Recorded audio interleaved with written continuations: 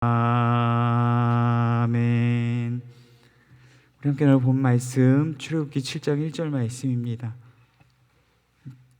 출애굽기 7장 1절 한 절만 읽도록 하겠습니다.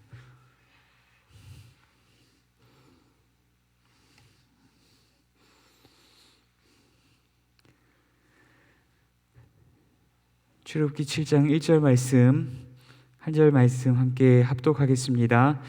여호와께서 모세에게 이르시되 볼지어다 내가 너를 바로에게 신같이 되게 하였은즉 내 형 아론은 내 대언자가 되리니. 아멘.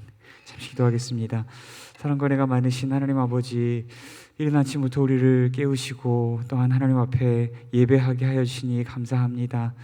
우리가 예배할 때에 몸만 드리는 것 아니라 우리의 마음과 정성과 뜻과 힘과 생명을 주 앞에 드리는 귀하고 복된 우리의 삶이 되게 하여 주옵소서.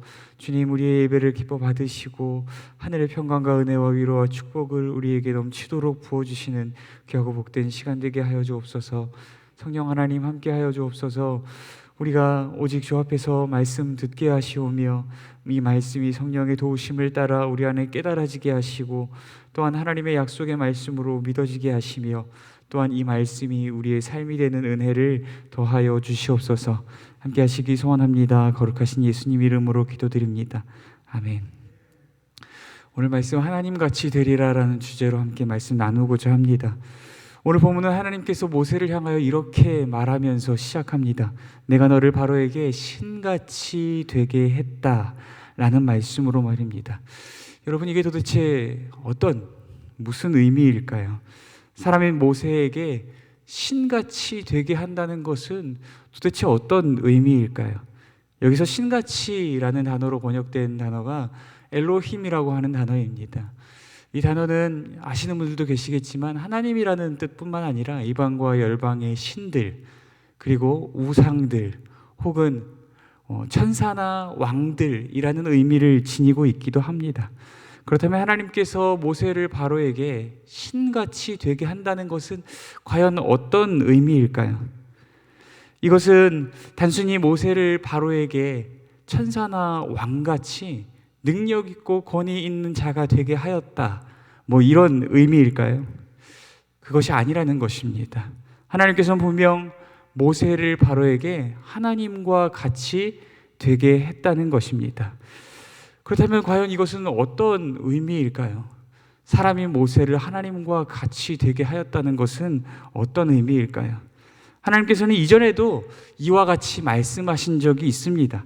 하나님께서 이스라엘을 구원할 자로 모세를 택하시고 바로에게 가라고 명령하셨습니다. 그런데 모세가 하나님의 부르심에 어떻게 반응했습니까? 나는 입이 뻣뻣하고 혀가 둔한 자입니다 라고 말하면서 하나님의 부르심에 거절하고 거부하였습니다. 이에 출애굽기 4장 16절을 통하여서 하나님께서 모세를 대신하여 말할 자로 아론을 지목하면서 이렇게 말씀하셨습니다. 출애굽기 4장 16절 말씀입니다. 그가 너를 대신하여 백성에게 말할 것이니 그는 내 입을 대신할 것이요 너는 그에게 하나님 같이 되리라 라고 이렇게 말씀하십니다. 하나님은 모세가 바로뿐 아니라 아론에게도 하나님 같이 되게 하셨다는 것입니다.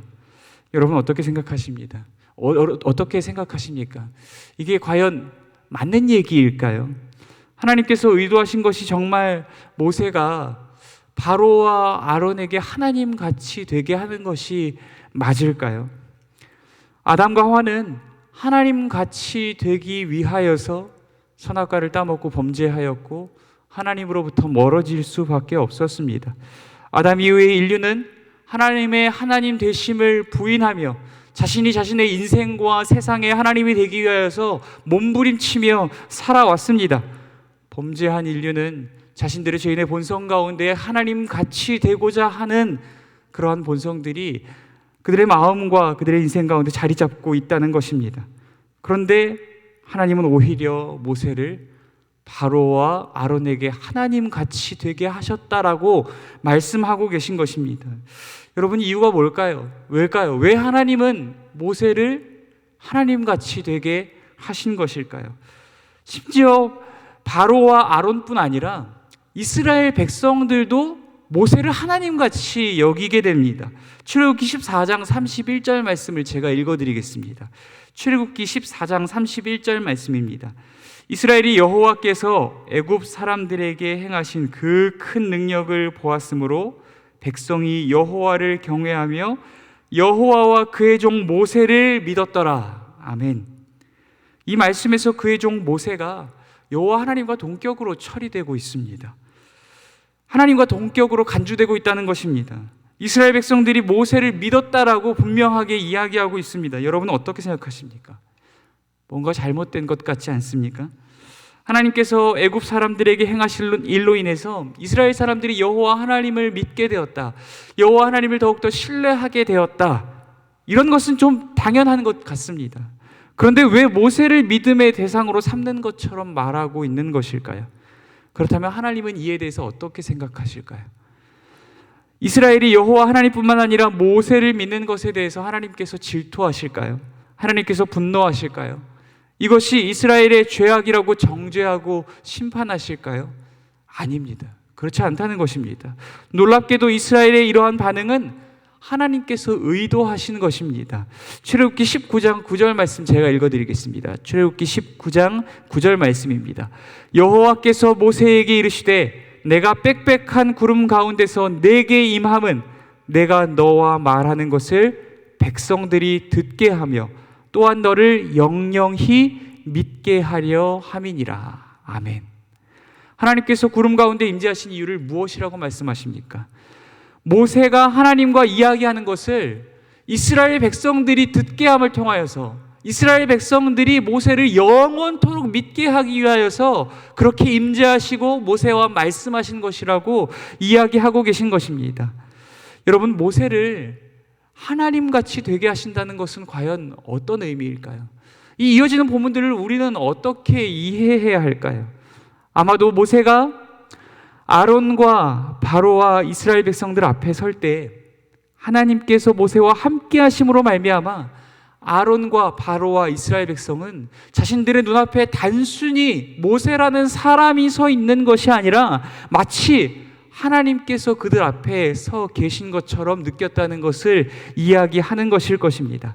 즉, 모세를 하나님의 사자로서 세상에 하나님을 나타내고 하나님을 보여주는 자로 사용하셨다는 의미일 것입니다.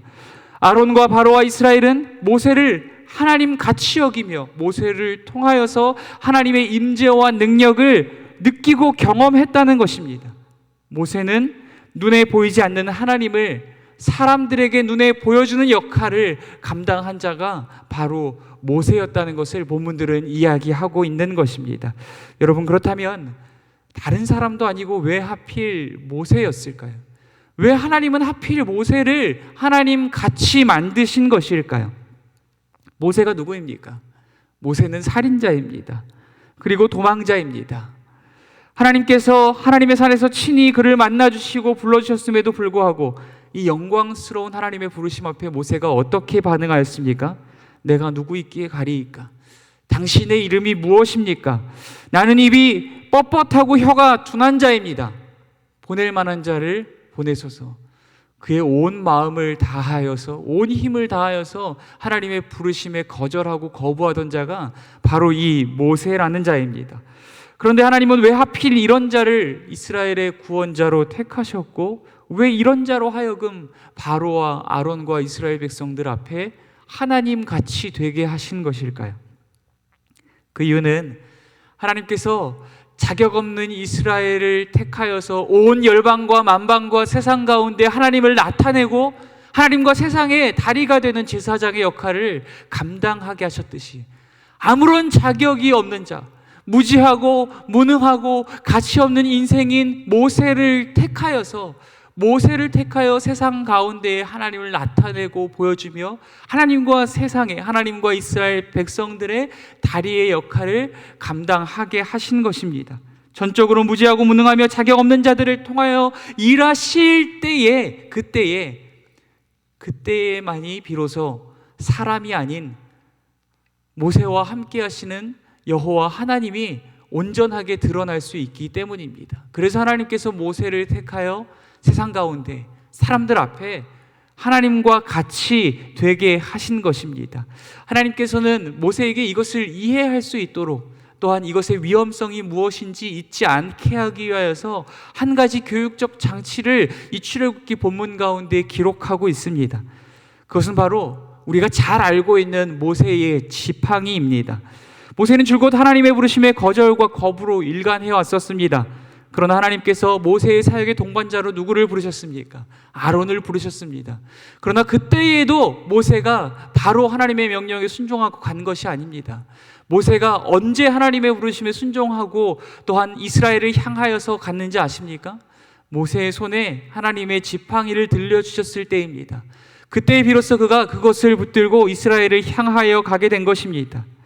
그것은 무엇을 의미하는 것입니까? 마치 바로와 아론과 이스라엘 백성들 앞에 모세가 하나님 같이 여겨졌듯이 지금 그 지팡이가 모세 가운데 하나님 같이 여겨지며 하나님의 임재와 능력을 나타내는 도구로 여겨지고 있다는 것입니다. 모세가 이전에는 하나님의 함께 하심을 신뢰할 수 없었습니다. 내가 너와 함께 할 것이고 너를 통하여 일할 것이라는 말씀을 신뢰하고 순종하며 나아가지 않았습니다. 그런데 하나님께서 하나님의 지팡이를 모세의 손에 들려주시자 모세가 그 지팡이를 쥐고 사명의 자리로 나아갈 수 있었다는 것입니다. 하나님이 나와 함께 하심을 신뢰하며 하나님의 능력을 붙들고서 나아갈 수 있었다는 것입니다. 여러분 혹시 이 지팡이가 누구의 지팡이인지 아십니까? 사실 이 지팡이는 원래부터 모세가 들고 다녔던 지팡이입니다. 그러나 성경은 이 지팡이를 출애굽기 4장 20절 말씀을 나중에 찾아보시기 바랍니다. 출애굽기 4장 20절 말씀에 그 지팡이를 하나님의 지팡이 많이 의심되십니까? 나중에 찾아보라고 말씀드렸는데 4장 20절 하자마자 이렇게 넘기는 소리가 나는데요. 거기에 하나님의 지팡이라고 기록되어져 있습니다. 유대교 해석자들은 이 지팡이가 원래 하나님의 것이었는데 아담의 때로부터 계속적으로 전승되어서 모세의 손에 들려진 것이다 라고 이야기합니다. 또한 구약 성경을 헬라어로 번역한 70인경도 이를 받아들여서 출애굽기 4장 20절을 이렇게 해석합니다. 모세가 하나님으로부터 자기 손에 받은 지팡이다 라고 이렇게 해석을 하고 번역을 합니다. 그러나 히브리어 본문은 이 모든 가능성을 배제합니다. 그 지팡이는 원래 모세의 지팡이였고 또한 이제 하나님의 지팡이가 되었다고 기록하고 있습니다. 모세의 지팡이는 그가 하나님을 만나기 전에는 그냥 아무런 생명의 소망이 없는 죽은 막대기에, 죽은 나무에 불과했습니다. 단순한 지팡이에 불과했다는 것입니다. 그러나 하나님을 만나고 나서 그 지팡이는 하나님의 지팡이로 변화되어진 것입니다. 그런데 이 지팡이가 마치 모세와 같다는 것입니다. 모세 역시 하나님의 소명을 받아들이기 전까지는 살인자요, 도망자요, 아무런 소망 없이 하루하루를 버티며 살아가던 미디안의 양치기, 미디안의 목자였을 뿐입니다.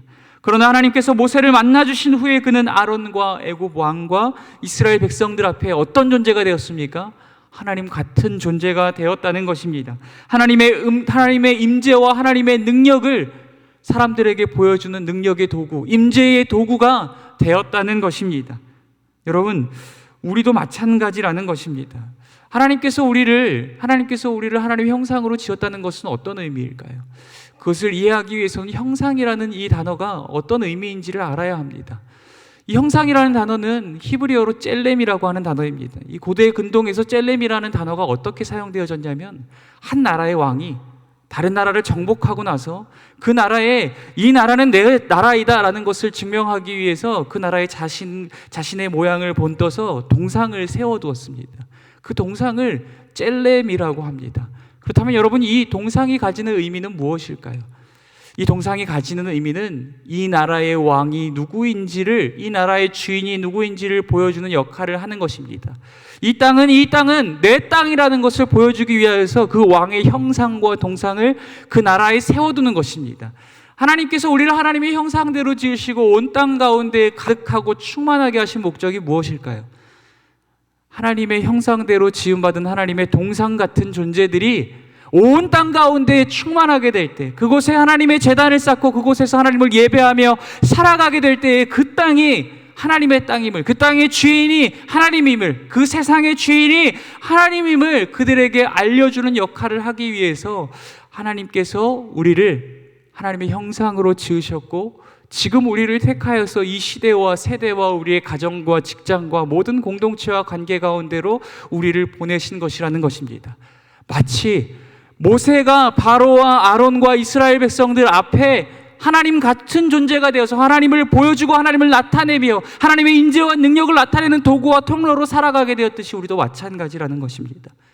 우리도 눈에 보이지 않는 하나님을 세상 가운데 보여주는 역할로 부르심을 받았다는 것입니다. 세상은 하나님을 볼 수 없습니다. 그러나 우리를 통하여서 하나님을 볼 수 있습니다. 하나님을 느낄 수 있습니다. 하나님의 능력을 경험할 수 있습니다. 그래서 하나님께서 우리를 택하여 이 세대 가운데로 우리를 보내어 주신 것입니다. 우리는 이 지팡이를 통하여서 하나님의 메시지를 받아들일 수 있어야 합니다. 이 지팡이가 원래 모세와 같았다라는 것입니다. 이 지팡이가 원래 하나님의 부르심을 받기 전에는 살인자요 도망자였고 아무것도 아니었던 인생이 하나님을 만난 이후에 바로와 아론과 이스라엘 백성들 앞에 하나님 같은 존재로 변화받았듯이, 또한 이 지팡이 또한 그 이전에는 모세의 손에 들려진 모세의 비로한 몸을 지탱해 줄 하나의 죽은 막대기에 불과했지만, 하나님을 만난 이후에 하나님의 소명을 받고 하나님의 능력의 지팡이, 하나님의 지팡이로 변화되었던 것처럼 우리도 하나님을 만난 이후에 하나님의 부르심과 그 소명과 그 말씀에 순종하는 삶을 살아갈 때에 하나님의 지팡이, 또한 세상 가운데 하나님을 보여줄 하나님의 임재와 능력을 나타낼 도구와 통로로 쓰임받을 수 있다는 것을 이야기하고 있습니다. 어쩌면 우리 중에도 절망적인 세상 속에서 아무런 소망 없이 하루를 버티며 살아가는 분들이 계실지 모르겠습니다. 그러나 하나님께서 우리를 만나주시고 우리가 하나님의 부르심과 그분의 말씀에 순종하는 삶을 살아갈 때 우리도 하나님의 지팡이와 같이 쓰임받게 될 줄 믿습니다. 우리도 모세와 같이 쓰임받게 될 줄 믿습니다. 절망으로 가득 찬 세상 가운데 소망의 주 되신 하나님을 비춰주고 나타낼 존재로 우리도 쓰임받게 될 줄 믿습니다. 마치 세상 앞에 하나님을 비춰주는 하나님의 거울과 같이 우리도 그렇게 쓰임받게 될 줄 믿습니다. 그럼에도 불구하고 우리가 잊지 말아야 할 것이 있습니다. 그것은 무엇이냐면 이 지팡이가 마치 이적을 일으키는 요술 지팡이가 된 것은 아니라는 것입니다. 이 지팡이는 오직 하나님께서 쓰시고자 할 때에만 이적을 일으키는 도구가 될 수 있다는 것입니다. 이든 모세도 마찬가지입니다. 정말 모세가 하나님이 된 것이 아닙니다. 하나님의 부르심에 순종하고 맡겨주신 임들을 감당할 때의 그 순간에만, 그때에만이 하나님을 나타내고 하나님과의 다리 역할을 감당할 하나님 같은 존재가 되게 하셨을 뿐이라는 사실입니다. 저를 포함한 하나님의 일을 감당하는 모든 사역자와 모든 직분자들과 모든 성도님 또한 마찬가지입니다. 우리가 하나님이 된 것이 아닙니다. 하나님께서 당신의 위대하신 일을 이룰 때에, 우리가 그분의 소명과 부르심과 그분의 말씀에 순종할 때에 세상 가운데 하나님을 나타낼 통로로 사용하실 뿐입니다. 우리가 하나님이 된 것이 아닙니다. 우리는 여전히 연약한 인간에 불과하다는 것입니다. 따라서 우리는 결코 하나님의 권능을 자기 자신의 권능으로 착각해서는 안 됩니다. 자신의 사역 속에, 자신의 삶 속에 나타나는 하나님의 권능을 자기의 권능으로 착각하는 그 순간부터 우리는 그 사람의 사역과 삶은 하나님의 사역이 아닌 하나님을 대적하는 바로와 같은 삶과 사역이 될 수밖에 없을 것입니다. 지팡이가 결코 교만할 수 없듯이 하나님에 의해 쓰임받는 자들 또한 결코 교만하고 자만해서는 안 될 줄 믿습니다. 사랑하는 성도 여러분, 오늘 우리 모두가 하나님의 지팡이와 같은 삶, 또한 바로와 아론과 이스라엘 앞에 하나님과 같이 여겨졌던 모세와 같은 삶이 되기를 간절히 소원합니다. 지금까지는 아무런 소망 없는 삶, 하루하루를 버티며 살아왔다 할지라도, 우리의 삶이 마치 마른 나무 지팡이와 같은 삶이었다 할지라도 하나님을 만나고 그분의 부르심과 말씀에 순종하는 삶을 살아갈 때 이제는 하나님과 그분의 능력을 세상 가운데 나타내는 존재로, 하나님을 눈에 보여주는 존재로, 하나님을 세상에 알리는 존재로 우리가 그렇게 쓰임받게 될 줄 믿습니다. 또한 그럼에도 불구하고 우리는 여전히 하나님이 아니라는 것, 한낱 지팡이와 같은 존재에 불과하다는 사실을 잊지 않고 겸손히 하나님만 높이고 하나님만 섬기며 예배하고 하나님의 말씀에만 순종하며 살아가는 오늘 저와 여러분이 될 수 있기를 간절히 소원합니다. 오늘 말씀 묵상하시면서 하나님 나를 만나주시고 주의 소명을 감당함을 통하여서 세상 가운데 하나님을 나타내고 보여줄 자로 사용하여 주옵소서. 그럼에도 불구하고 하나님, 내가 그 지팡이와 같은 존재임을 늘 잊지 않게 하시고 내가 하나님처럼 나의 인생과 세상의 주인처럼 살아가지 않게 하여 주시옵소서. 이 말씀 묵상하시면서 함께 기도하며 나아갈 수 있도록 하겠습니다. 또 한 가지 함께 기도하실 때 우리 김혜경 집사님 아들인 우리 이선민 형제가 의식은 깨어났지만 아직 말은 하지 못하고 몸을 아직 움직이지 못하는 그러한 상황 가운데 있다고 합니다. 하나님께서 능력의 손길로 만져주셔서 온몸이 건강을 회복할 수 있도록 속히 쾌유할 수 있도록 기도해 주시기를 부탁드립니다. 또 우리 가정과 교회와 나라 민족을 위해서도 함께 기도하며 나아갈 수 있도록 하겠습니다. 기도하겠습니다. 사랑과 은혜가 많으신